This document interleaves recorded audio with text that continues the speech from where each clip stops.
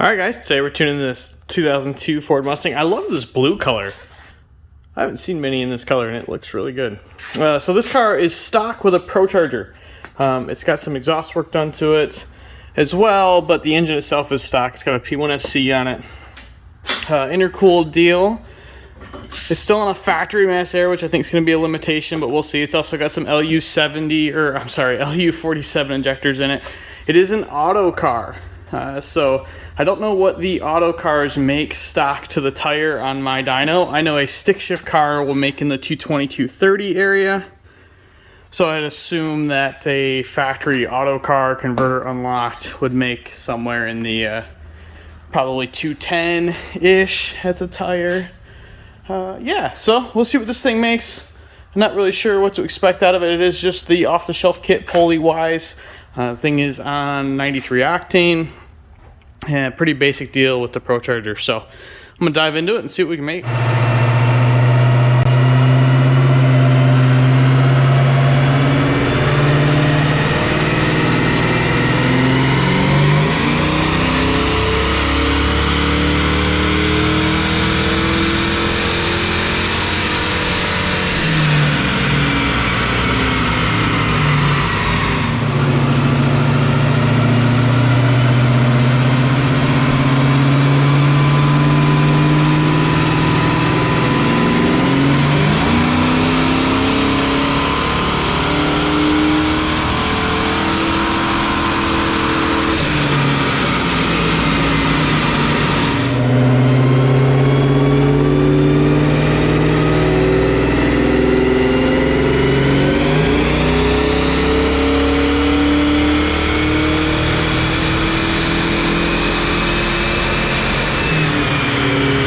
Alright, just getting wrapped up with this thing. Made 316 horsepower, 328 foot-pounds of torque.